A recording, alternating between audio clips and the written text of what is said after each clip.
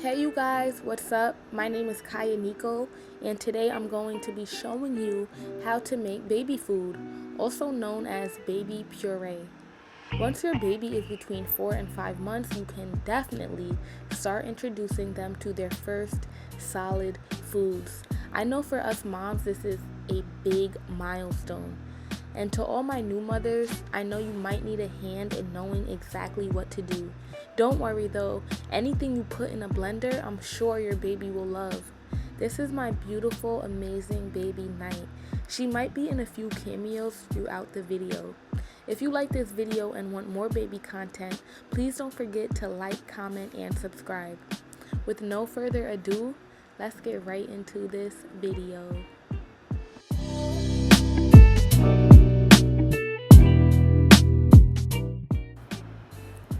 So right here, I am looking at all of my veggies that I will be steaming. Certain vegetables you do have to steam and or boil. So this is what I definitely start with because they do take the longest. Here I am just looking at my butternut squash, my sweet potatoes, and of course I will be going in with some carrot. Next, you just want to get some water in a pot and bring that bad boy up to a boil. Here I am just turning my stove up to the highest level. I just want to bring it to a boil, so I just click 10. Doesn't really matter. Here you just see me peeling my carrots. I always peel my carrots ever since I was young. I don't know if you necessarily have to do it, moms, but I do think that it is best to do it. Then I will be putting my carrots into the pot that is boiling.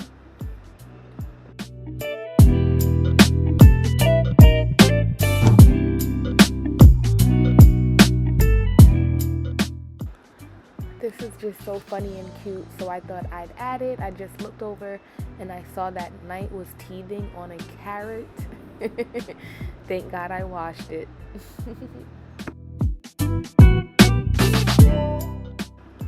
Next, I will be adding my butternut squash along with the sweet potatoes into the boiling water, along with the carrots as well that I peeled. You don't necessarily need to wait until the water is boiling to drop it in. It doesn't really matter when you put your veggies into the water, as long as eventually everything starts to boil. Once everything comes to a boil, this is what it will look like. Turn the stove off and move everything to the side so it can start to cool. Just let it rest. With your remaining butternut squash and sweet potatoes, I think you should freeze it if you have a lot because this stuff does go bad. Repeat the following steps when you want to use it again. Now I am just looking at all of my fruits and veggies that I will be using. So I think I definitely want to add some kale today, maybe a banana. I don't know if I'll add a strawberry, but definitely this avocado that I see, and maybe a little piece of an apple. Not too sure. We'll see once we get there. To start things off, I will be adding 1/2 of an avocado.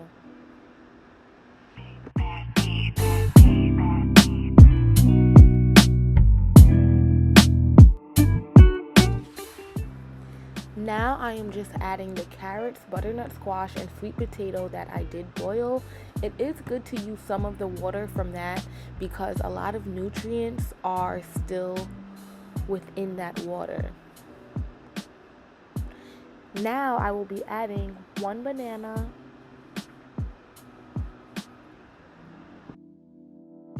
next I will be adding this beautiful green piece of kale.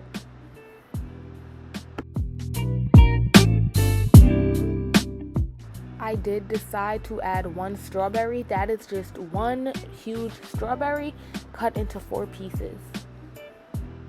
Next, I will be adding 1 teaspoon of SEAMOSS. If this was a smoothie for me, I would add 1 tablespoon, but because this is a baby, I will only add 1 teaspoon of SEAMOSS.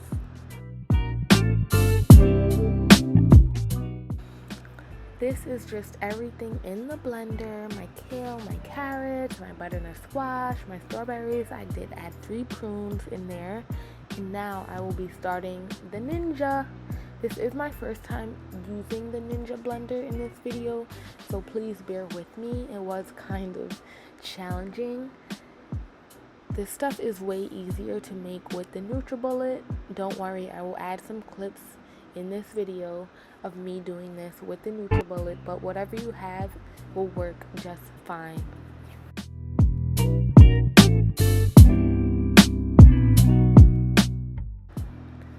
This is me turning on the blender.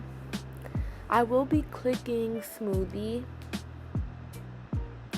and then there you have it. Everything will automatically blend, and because I use so many ingredients today, I don't think the color of this puree will be as beautiful, but the better you get at making baby food and stuff, you can have fun with it. You can add 1 ingredient, or you can add up to 10 ingredients, kind of like I did today. So, every day will be different for you, Mom, just depending on how much energy you have. This stuff is also way simpler to make in a NutriBullet, so if you have a NutriBullet, I'm sure it'll come out exactly the same.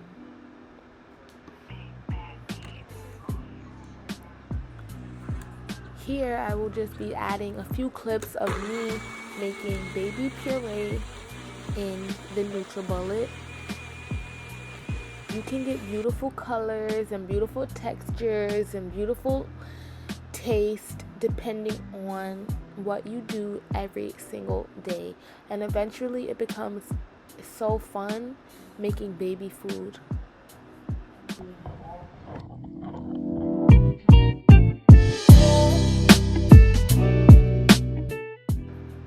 And there you have it, baby puree.